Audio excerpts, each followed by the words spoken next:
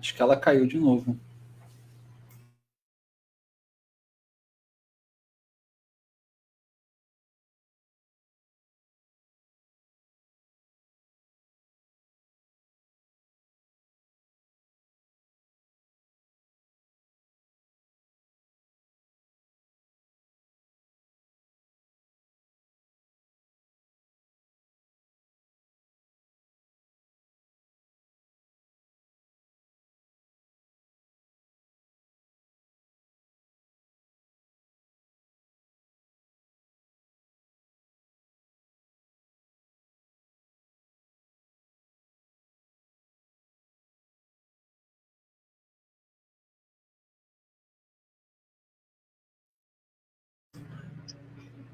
Agora vai, vamos lá. Olá! Sim, caí várias vezes. Tudo bem? Boa noite, tudo bom, doutora? Me chama de Janaína. Então tá bom. Janaína, obrigado por aceitar o nosso convite. A gente está começando aqui mais um AK News, é um programa que a gente faz quinzenalmente e a gente fala de todos os acontecimentos aí do Brasil, né? De como a gente pode colaborar e também a nossa visão no modo geral. Primeiro, eu gostaria de te agradecer pelo que fizeste pelo nosso Brasil com o impeachment da Dilma. Eu sempre disse que um dia eu teria oportunidade para poder lhe agradecer. Eu estou tendo agora essa oportunidade. Deu uma nova esperança e, aliás, foi dessa forma que me fez entrar para a política. Eu era da iniciativa... Fico feliz por ouvir isso, que bom! Eu era da iniciativa privada, eu já estava quase indo embora do Brasil, mas quando a gente viu aquela guinada, eu falei, caramba, agora é o momento de ficar e lutar pelo Brasil. Então, mais uma vez, obrigado pela sua participação, tá? Eu que agradeço o convite, as palavras, e peço a Deus que os jovens tenham muita vontade de ficar, né? E os que saíram queiram voltar, porque o país precisa muito de mentes, né? De braços. Não dá para deixar abandonar, não. É verdade. Janaína, vou começar. Eu lembro de eu estava no Centro de Convenções Sul-América e naquele momento estava se discutindo ali a estrutura do PSL, a estrutura para como nós faríamos aquela grande campanha que movimentou o Brasil.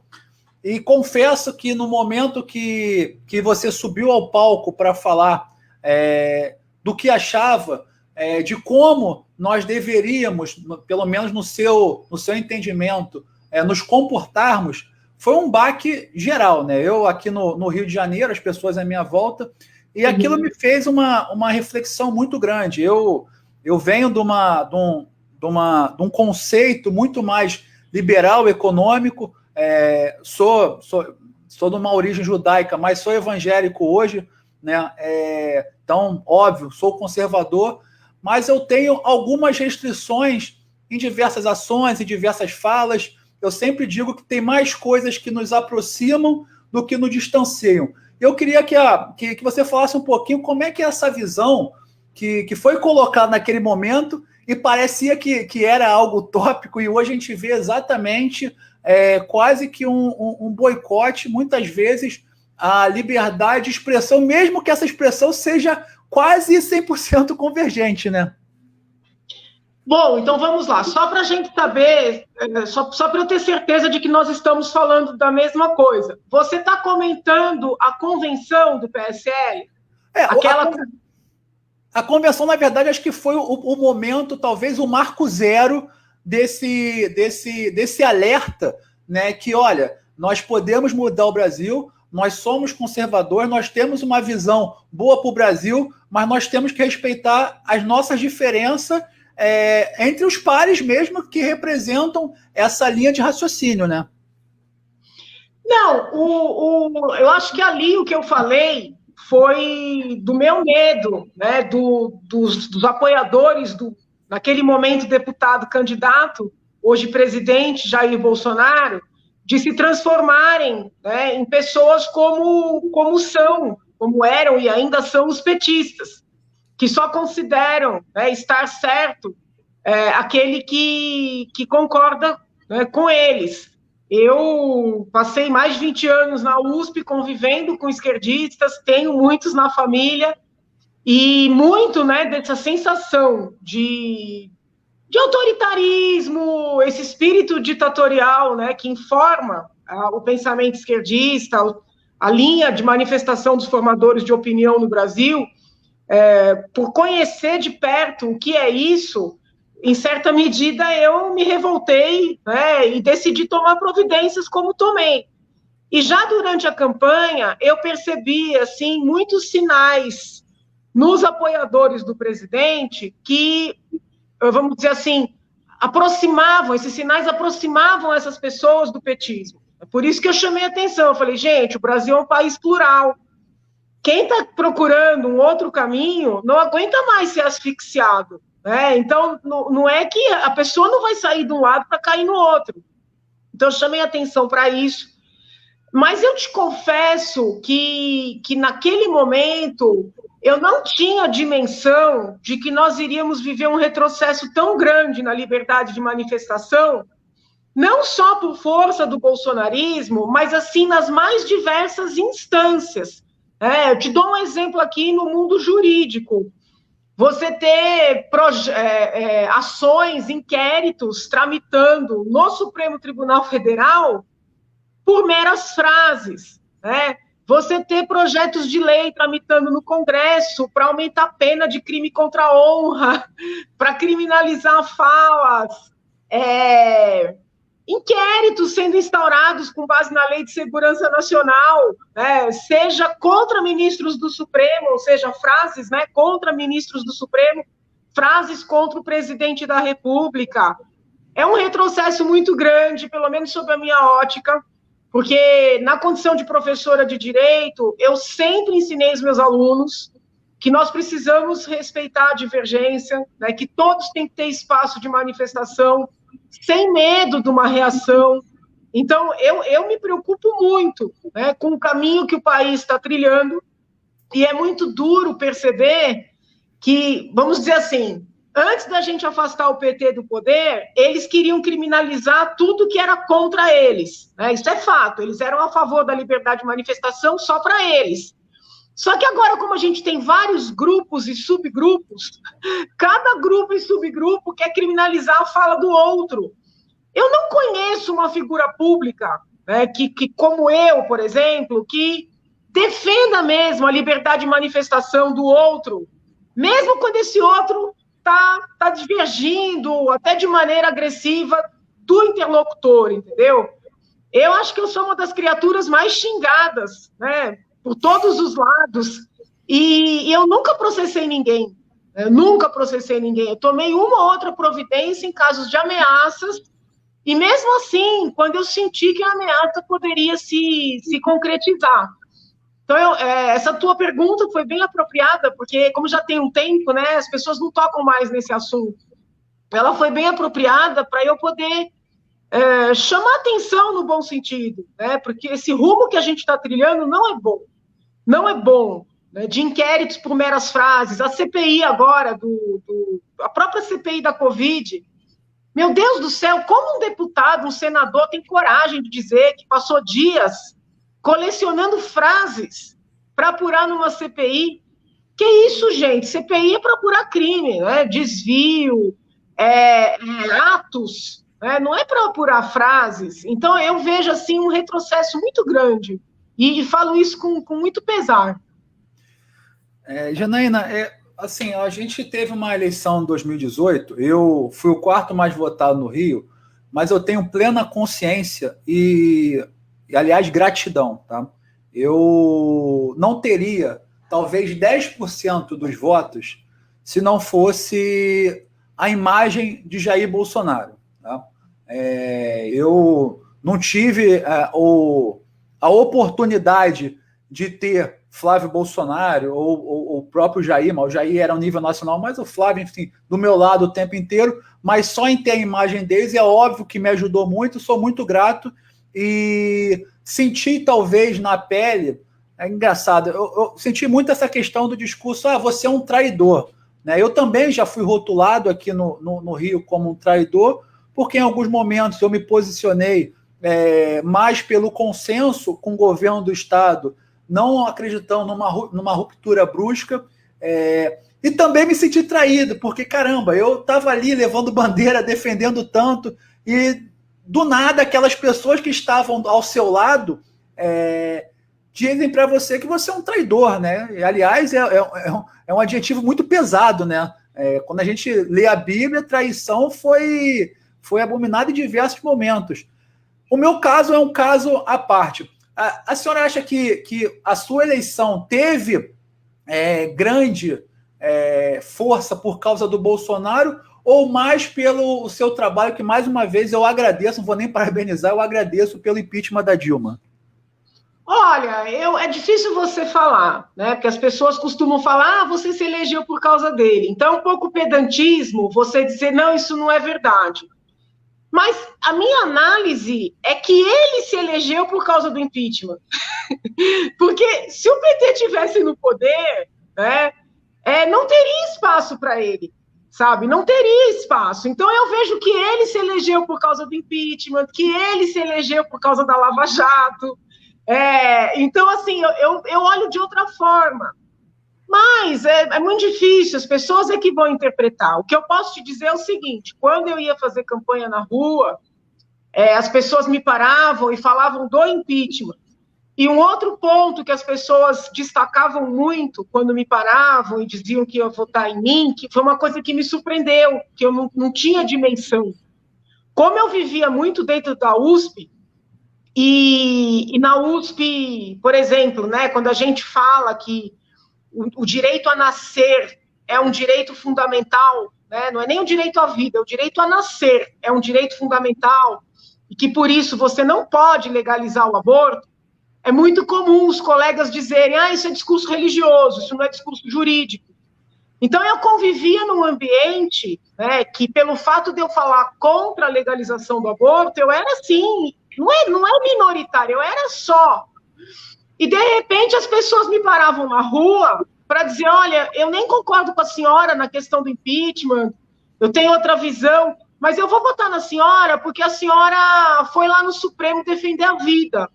Então, eu não esperava esse tipo de testemunho. Para mim, foi uma surpresa muito grande. Dá para dizer que não teve nenhum peso, eu ter apoiado o presidente? Não tenho como dizer que não teve. Mas não atribuo a ele, né, a minha eleição.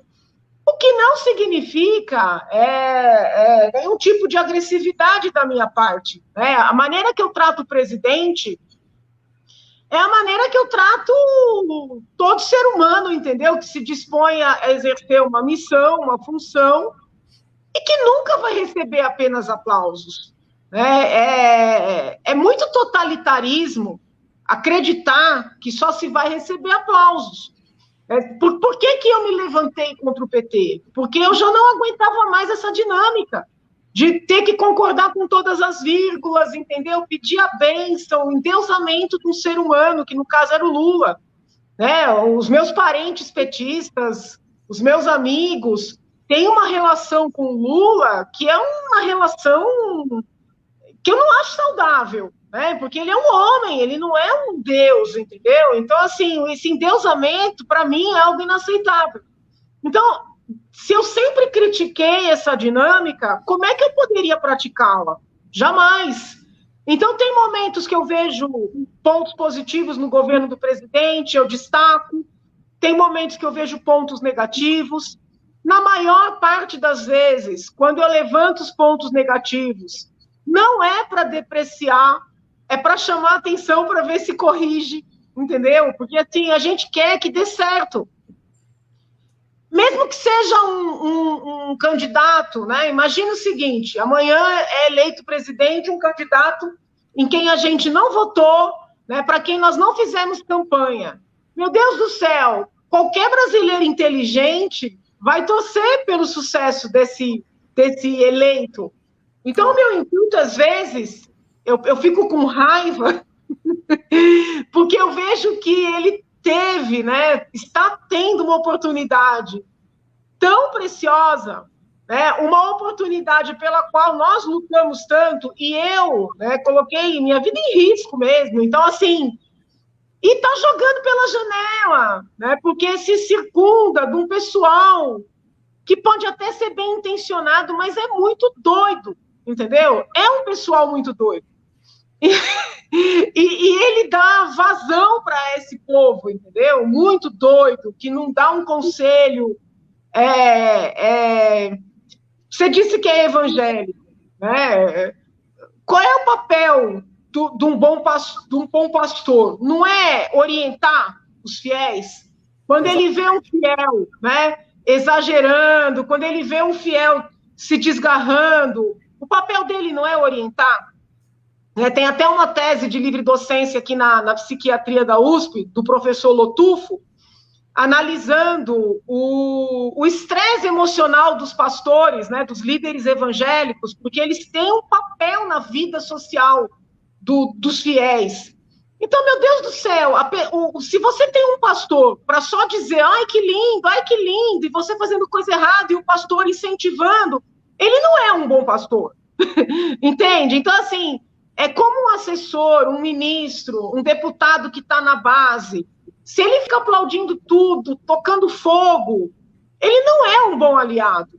Eu vejo dessa forma. Então, eu às vezes me manifesto porque eu não me conformo do presidente perder oportunidades assim preciosas para acertar.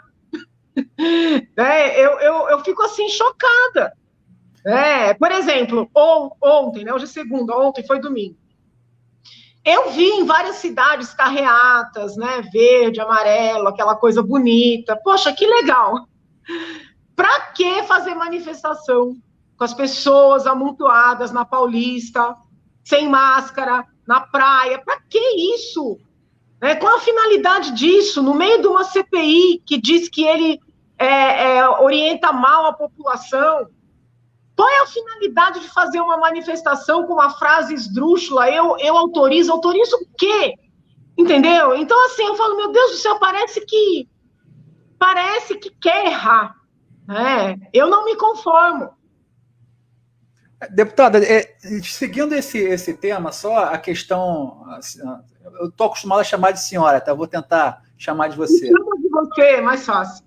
Mas você disse até da questão do... Eu quero... Muito me estranha. Eu primeiro deixar claro que o Bolsonaro é um presidente que, ao meu ver, dentro do que eu entendo, né?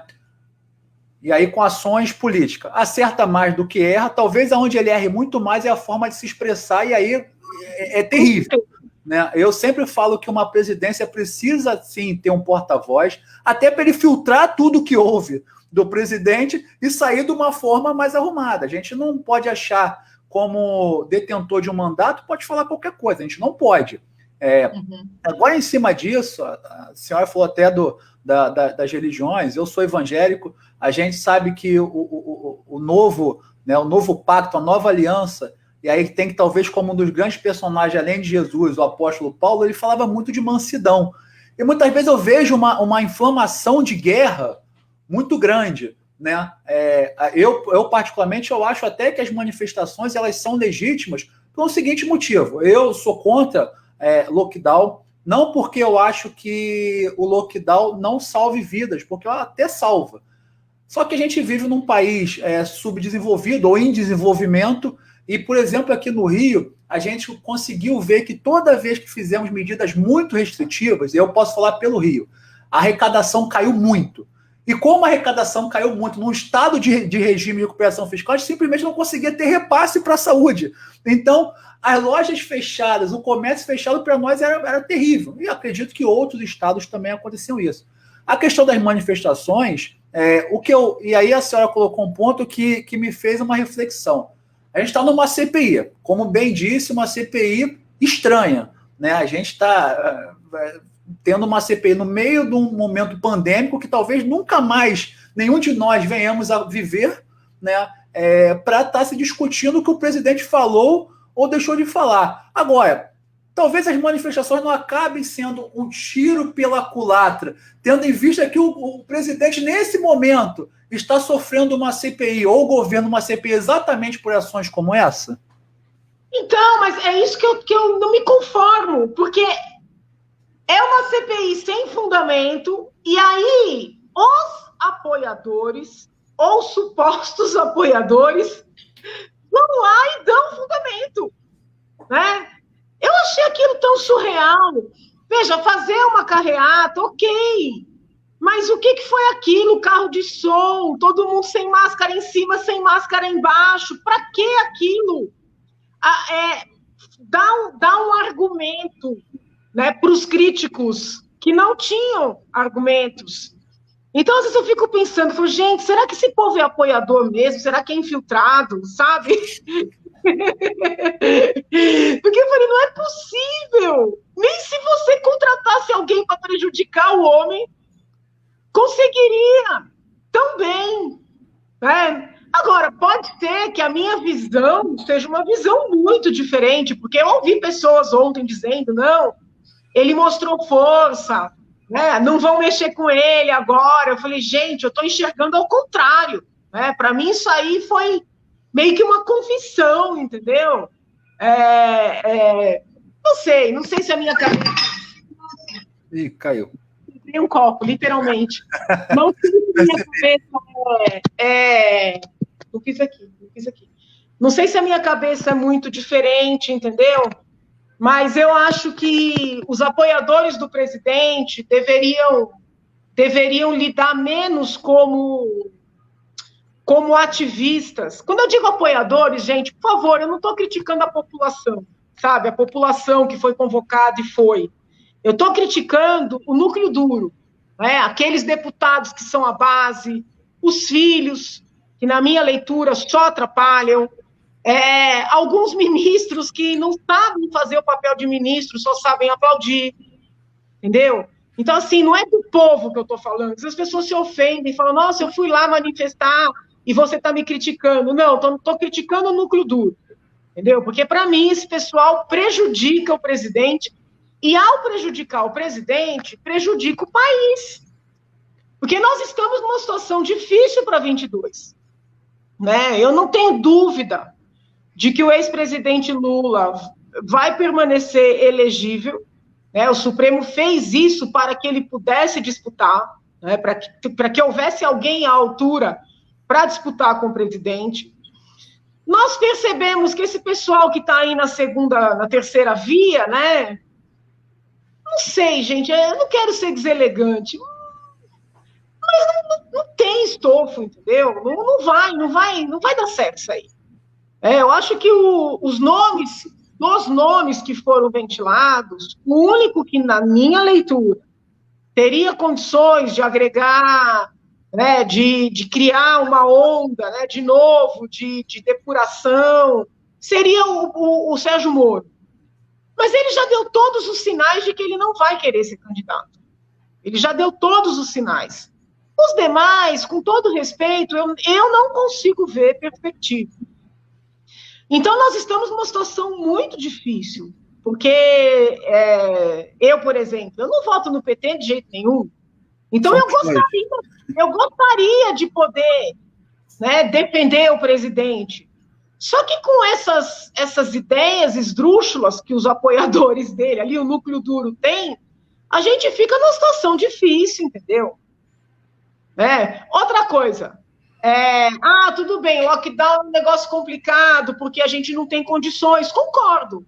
Então, já que a gente não vai poder fazer um lockdown, deixa as pessoas se arriscarem, entre aspas, né, com máscara, com álcool, na medida do possível com distanciamento, para trabalhar. Todo mundo tem que sair para trabalhar, para estudar. Não vai fazer algazarra em manifestação que é desnecessária. Então, assim, eu sou contra o lockdown, mas não ajuda em nada para o povo não se contaminar, para dar orientação, entendeu? Então, também é um pessoal do quanto pior, melhor. Entendi. Janaína, você estava falando da CPI, e aí vem, me causa muita estranheza essa CPI, não só pelos argumentos, né? Eu presidi já uma CPI aqui no Rio de Janeiro, que foi a CPI dos incêndios, que a gente, inclusive, teve a questão do Ninho do Urubu, do hospital que morreram 11 pessoas aqui, enfim. A gente tinha alguns elementos ali primordiais para se instaurar uma CPI. Não é estranho uma CPI, primeiro com um relator que é mais sujo do que pau de galinheiro. E aí, com todo o respeito que eu falo ao senador em si, mas a ficha dele é extensa, né? Uma CPI no Senado com figuras que não são ingênuas ou tão pouco nasceram agora na política. Tem ex-governadores, tem senadores que estão ali há muito tempo, ou seja, sabem fazer bem o jogo. Não nasce aí, talvez, um processo de fritura e de talvez até de impedimento do presidente? Lembrando, mais uma vez, como a senhora disse, eu não voto no PT nunca, e se tiver, de novo, uma polarização Bolsonaro e Lula, eu vou apertar 500 vezes Bolsonaro, porque, para mim, o Lula entrar talvez, não sei se é o fim do Brasil, mas é uma derrota pessoal para mim como político. É PT literalmente, né? Exatamente. Veja, eles tentaram, por meio da CPI das fake news, tá lembrado? Eles tentaram também criar provas para instruir as ações em trâmite no TSE. Então, a minha avaliação da CPI das fake news já foi essa, de que na ausência de um crime, né, vamos dizer assim, substancialmente crime, desvios, atos de corrupção no curso do mandato dele, né? Estou falando dele, não estou falando de filho. Na ausência de um crime, substancialmente crime, tentaram primeiro criar um crime, inventar um crime na CPI das fake news, que todo mundo viu que não deu em nada. A CPI foi instaurada num primeiro momento, a pedido de um deputado aqui de São Paulo, para apurar aqueles joguinhos que incentivam crianças a se colocarem em risco. Aí foi capturada, criaram lá um monte de data show, de coisas que não tinham o menor sentido, para tentar montar a prova para levar para o TSE. Então, todo mundo está vendo aí que não tinha nada porque a CPI morreu. Aí agora vem com essa história da CPI da Covid. Bom, vamos começar por aqui. O presidente é culpado por 400... Só um minuto, cuidado que caiu um copo aqui. É culpado por 400 mil mortes. Ué, quer dizer então que não existe o vírus? Porque ou existe o vírus e o vírus matou essas 400 mil pessoas, né? Ou não existe o vírus e a culpa é do presidente. Porque não tem lógica. E a gente lê isso em artigos de formadores de opinião, articulistas respeitados, os mesmos que vêm endeusando o senador Renan Calheiros. Outro dia eu li uma articulista de um grande jornal dizendo assim, que agora a estratégia do governo é desmerecer o senador Renan Calheiros. Eu falei, gente, será que esse povo não se lê? Será que esse povo escreve e não lê? Então, eu acho que essa CPI, eu não tenho nenhuma expectativa com essa CPI, não vejo assim, com todo... eu acho ridículo, entendeu? Nós estamos enfrentando uma crise tão grave e perdendo tempo e dinheiro, porque fazer CPI tem gasto, né? Tem gasto.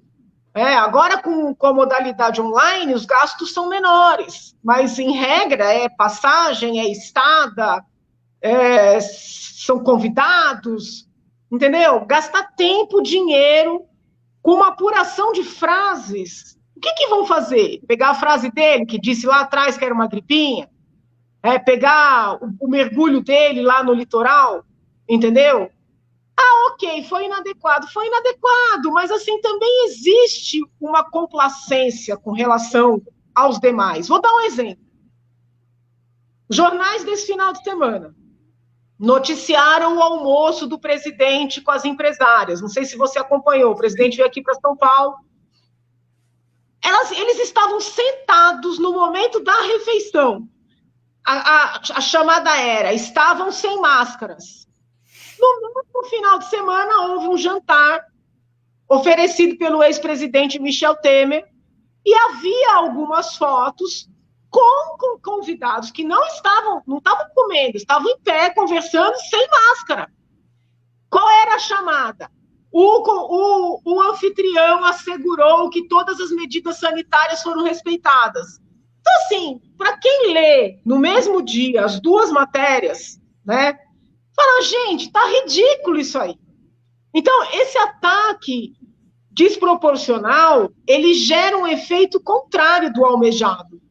Mesmo as pessoas críticas, e eu me considero uma pessoa crítica, percebem que é desproporcional, entendeu? Que o que se critica nele não se critica nos outros, né? Talvez por isso tenha tido tanta acolhida essa manifestação de ontem, né? Então, o erro não é do povo que acolheu a manifestação. O erro foi dos organizadores não fazerem algo com os cuidados, né, que deveriam ter feito, até para mostrar, né, que não tem cabimento dizer que ele matou 400 mil pessoas.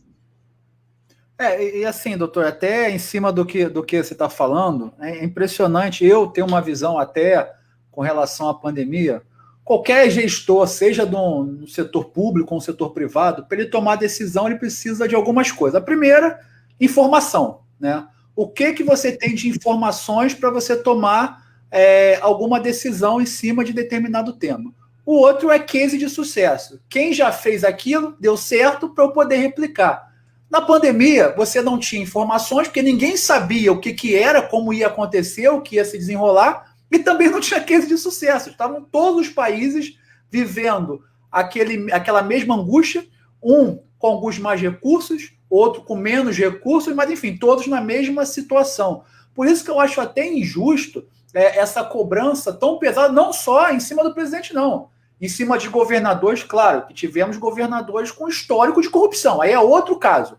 Mas governadores, prefeitos, eu não acredito que um presidente, com um governador e com um prefeito queira acabar com a sua cidade, né? Pode-se tomar decisões erradas? Podem, mas são decisões erradas sem o dolo, porque não tinha informações anteriores para se munir ali e tomar uma decisão correta. Por isso que eu acho muito radical quando falam que o presidente foi culpado por não repasses.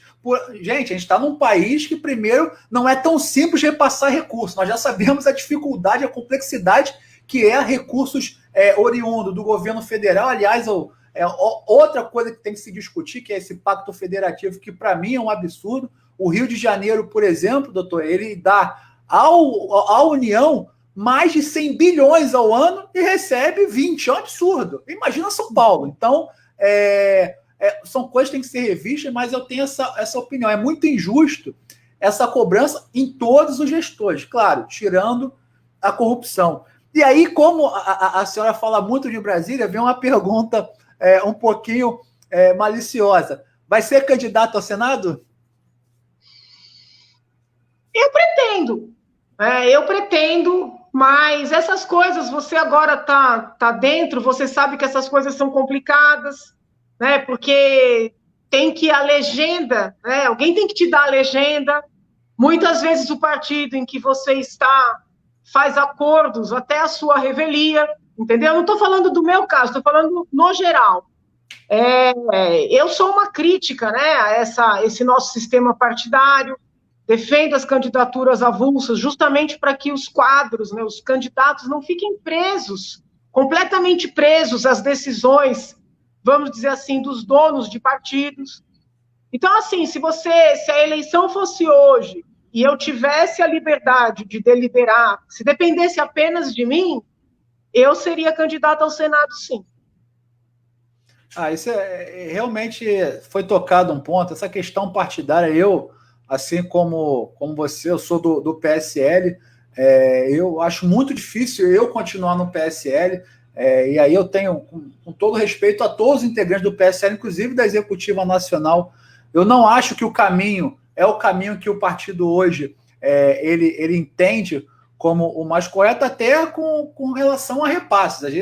Aqui eu coordenei a campanha na Prefeitura do Rio, do candidato Luiz Lima, e era um parto a gente conseguir recurso, enquanto a gente via outros candidatos a vereadores e até prefeitos de cidades com menor expressão ganhando mais do que a gente. É uma situação assim esdrúxula, não dava para entender qual era o critério, qual era a regra. Criaram um setor de compliance que nunca funcionou esse compliance. Então, mas já me disseram também que quer queira, quer não, só muda de partido, mas o problema continua. Essa reforma política, como é que você está vendo? Tu acha que vai conseguir, por exemplo, ter um distritão misto, ou ainda a gente ter outras situações, como, por exemplo, ter recursos privados ao invés de ser só recursos públicos? Olha, tem uma ação tramitando no Supremo, eu até fui sustentar oralmente. É uma ação proposta pelo doutor Mesomo, que é um advogado, inclusive, do Rio, pedindo que o Supremo reconheça que é um direito fundamental do indivíduo se candidatar independentemente de siglas partidárias. Ele se alicerça no Pacto de São José da Costa Rica. Houve uma audiência pública presidida pelo ministro Barroso, e foi tão intrigante, porque, com exceção da Rede, eu acho que o PSL também não mandou, mas todos os outros partidos enviaram representantes para defender a necessidade da filiação partidária. Eu lembro que até o Novo chegou com o deputado Marcel dizendo que ia sustentar a desnecessidade da filiação, mas a advogada que foi falar pelo Novo entendeu que tinha que ter filiação. Então, eu até brinquei, porque na minha fala eu disse que nós vivíamos um cartel de partidos, Eles se combinam, eles dividem territórios, eles decidem, o partido A vai lançar o candidato a governador, o partido B a senador, e às vezes a pessoa está dentro daquele partido, quer concorrer e não pode. Então eu falei, é um cartel, o que é crime de cartel para todas as outras esferas, na vida partidária é algo natural. E quando eu vi todos os partidos lá representados, bem representados, falando contra a ação do doutor Mesomo, eu falei, meu Deus, isso aqui prova a minha tese de que é um cartel. Então, eu penso que poderíamos começar com a liminar do ministro Barroso. O ministro Barroso tinha que ter coragem, ele costuma ser uma pessoa de coragem para dar essa liminar, para permitir que as pessoas, pelo menos nos cargos majoritários, que elas se candidatem sem estarem vinculadas a partidos. Porém, nos proporcionais, o problema também ocorre. Eu conheço muita gente boa que tem vontade de sair para deputado federal, para deputado estadual, mas chega ali na véspera, não consegue a legenda. Não sei se você já ouviu alguma história assim, eu já ouvi várias. Não estou falando de nenhum partido em especial, tá? Estou falando dessa dinâmica que impera no país. Então, a meu ver, esse seria o primeiro passo. O segundo passo seria reduzir o número de parlamentares. Tem que começar por Brasília, porque o número de parlamentares estaduais e municipais é proporcional ao de Brasília. Essa redução, ela não seria importante apenas para a economia de recursos, Claro que seria, mas não só para isso. Seria importante para que o parlamentar efetivamente se prepare, leia os projetos, explique o que está propondo, porque hoje são tantos parlamentares, ninguém sabe quem é quem. Muitas vezes a pessoa passa o mandato inteiro absolutamente invisível, e um político invisível é um perigo, porque pode fazer o que quiser e ninguém fica sabendo. Então, assim, e a redução de parlamentares deixa as pessoas em mais evidência, obriga que essas pessoas se preparem, entendeu? O debate no parlamento fica mais qualificado.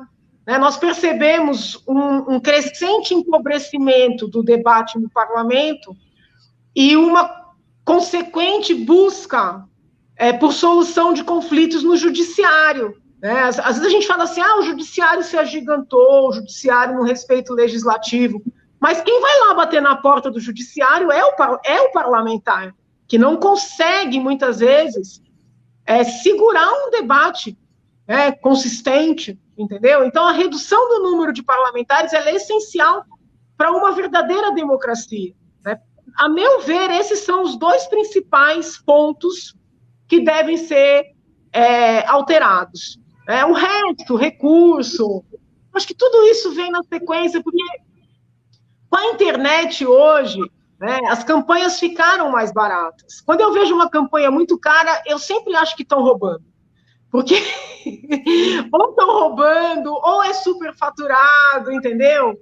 Porque hoje você tem a internet, né? A internet aproxima, a gente com essa pandemia percebeu como tantas coisas que nós não imaginávamos, né, são passíveis de serem realizadas pela internet. Então, acho que também o candidato que gasta pouco, ele deve ser valorizado, sabe? Essa coisa de gastar, sei lá, é tudo milhão, entendeu? 600 mil, gente, põe a mão na consciência, é um absurdo, entendeu? Eu não consigo acreditar, eu acho que rouba, né? Então, acho que a gente tem que começar a valorizar quem faz campanhas mais simples, entendeu?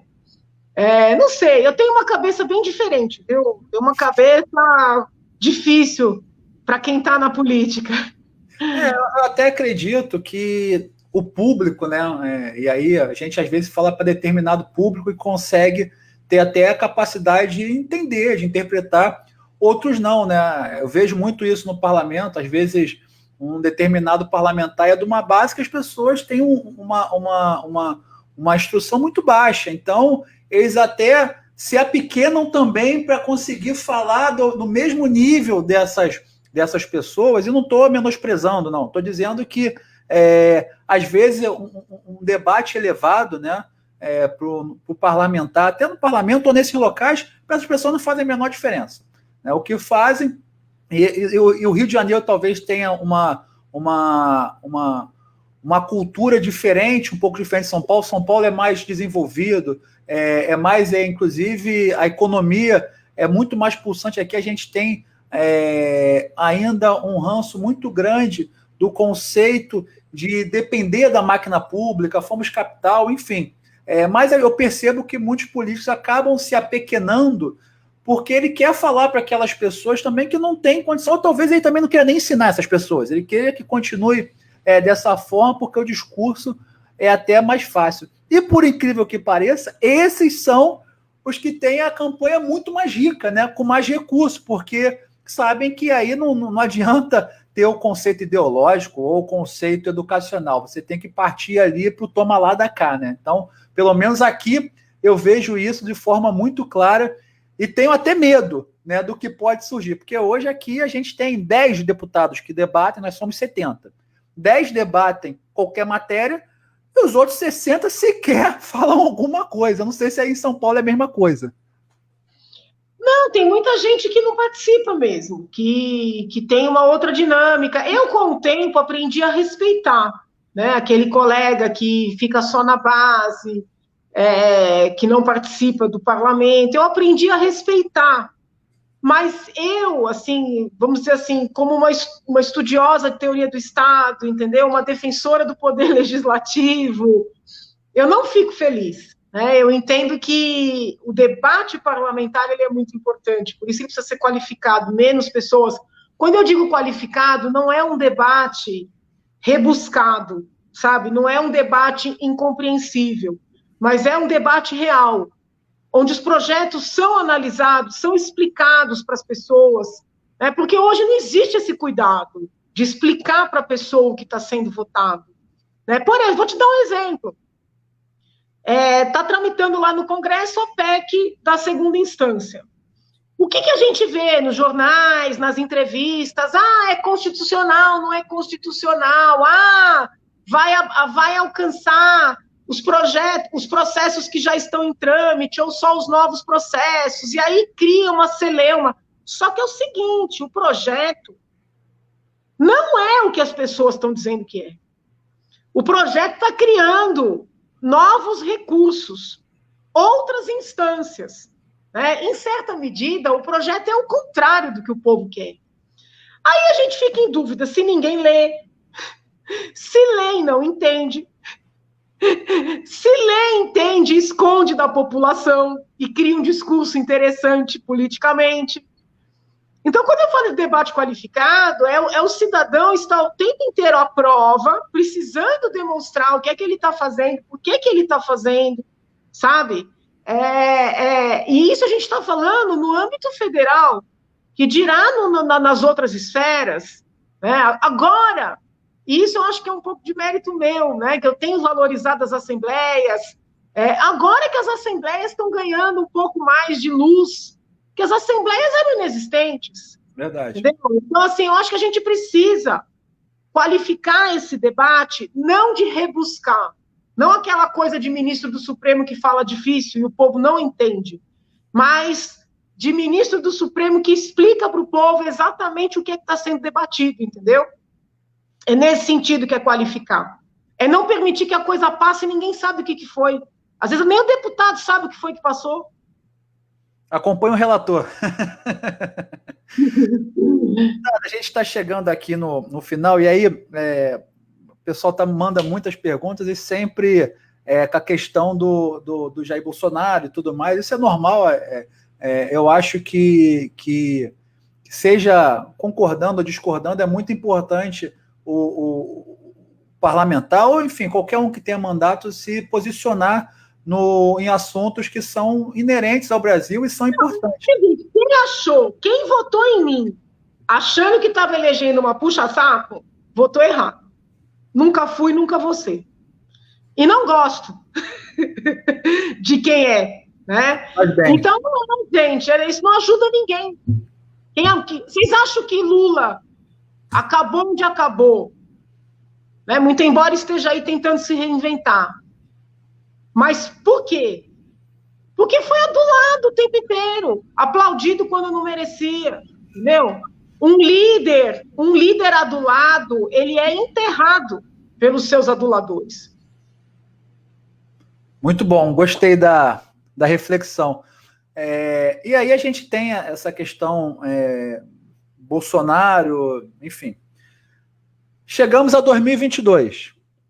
Eu, particularmente, acredito que a gente vai acabar tendo uma polarização de novo, até porque, como a senhora disse, as terceiras vias, terceira, quarta, quinta, basicamente não existem. A gente, com todo respeito a Eduardo Leite, com todo respeito a qualquer um que vem ali do centro, né, como se especula, o menino lá, o Eduardo Magalhães. Eduardo não é o neto do Antônio Carlos, né? Que o prefeito era o prefeito de. O ACMinho. O ACM Neto, né? Enfim, todos eles, com todo respeito, a gente sabe que a máquina do governo, ela é uma máquina que tritura mesmo, e do outro lado você tem um líder. Mesmo que, ao meu ver, um líder do mal, você tem um líder que tem a sua expressão. Chegamos a 2022, ali em setembro, Lula e Jair. A gente coloca provavelmente já possível, quase eleita senadora, Janaína, no bloco daqueles que votam em Bolsonaro? Mas qual é a opção? Essa é a pergunta, né? Tem opção. Entendeu? Se houver opção, é outra história. Mas se não tem, vai fazer o quê?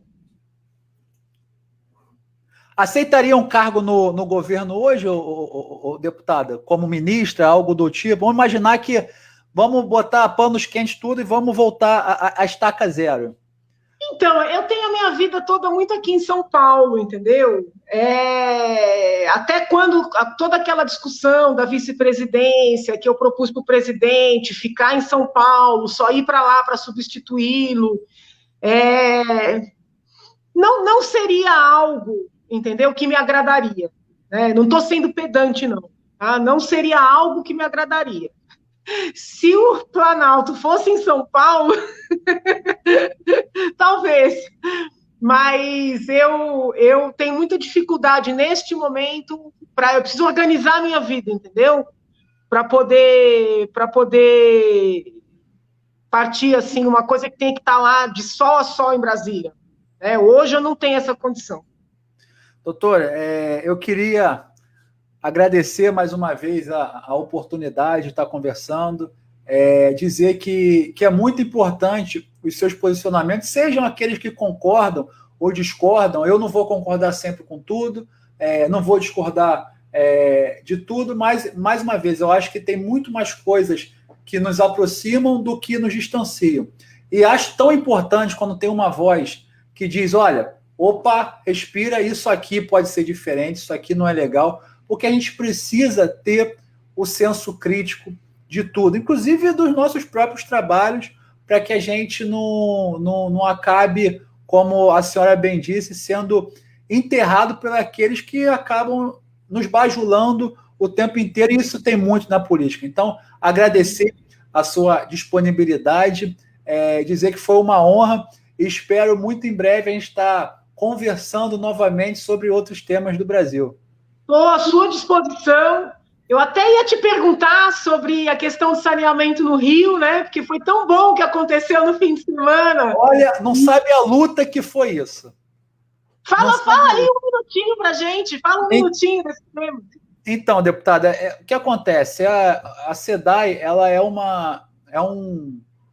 talvez a coisa mais esdrúxula que existe no Rio de Janeiro. Porque, primeiro, que é uma água que vem, desculpa a expressão, com cocô, e tinha muita gente achando que não tinha que privatizar. Ou seja, não tem mais jeito aquilo ali. É um cabide de emprego, a gente tem pessoas ali que ganham 70, 80 mil reais para fazer absolutamente nada. Nada.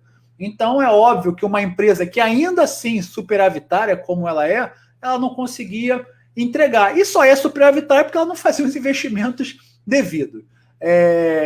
A gente, no regime de recuperação fiscal, ainda no governo Temer, foi colocado como um fator predominante para a assinatura, naquele momento, privatizar a SEDAI. O BNDES fez a modelagem, e de lá até aqui a gente tem tido uma briga muito grande dentro do Estado. Existe um grupo político que não queria privatizar por diversos motivos, e outro no qual eu me incluo, que deveria privatizar e que lutou muito por isso. Para ter uma ideia, na última semana a gente discutiu um PDL de autoria, né, do presidente André Siciliano, que talvez seja a coisa mais esdrúxula que eu já vi. O PDL dizia o seguinte: você só pode privatizar se assinar um novo regime de recuperação fiscal. Eu nunca vi isso. O PDL tem que sustar o decreto do governo e ponto.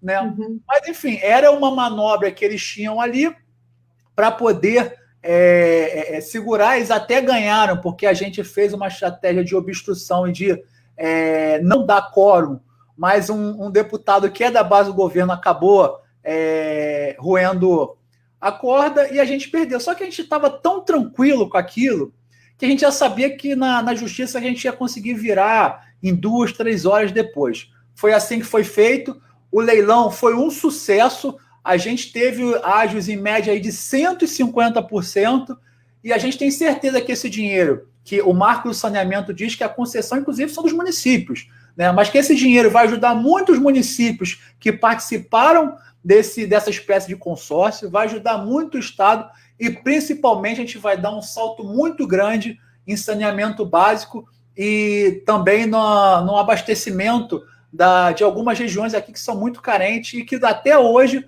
não tem aí um abastecimento regular de água. Que maravilha! Parabéns para o Rio, então. Eu fiquei muito feliz que eu li um livro sobre a vida, né, um depoimento, na verdade, do Carlos Lacerda, que ele fala, né, da qualidade da água do Rio, antes dele entrar no governo da Guanabara, e depois o que ele fez para sanear.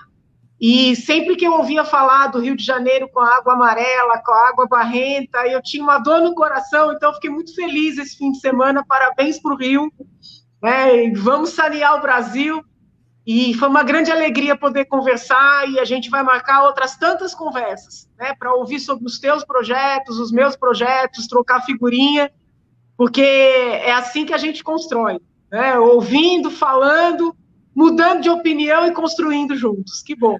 Parabéns. Mais uma vez, obrigado. Eu queria agradecer a todos também que que nos assistiram. Mais uma vez, a gente sempre vai trazer aqui pessoas que possam contribuir com o enriquecimento do diálogo e também do nosso Brasil. Doutora, mais uma vez, obrigado, um beijo. Fica com Deus. Fica com Saúde. Deus. Amém. Você também. Tchau, tchau a todos. Tchau, fica com Deus.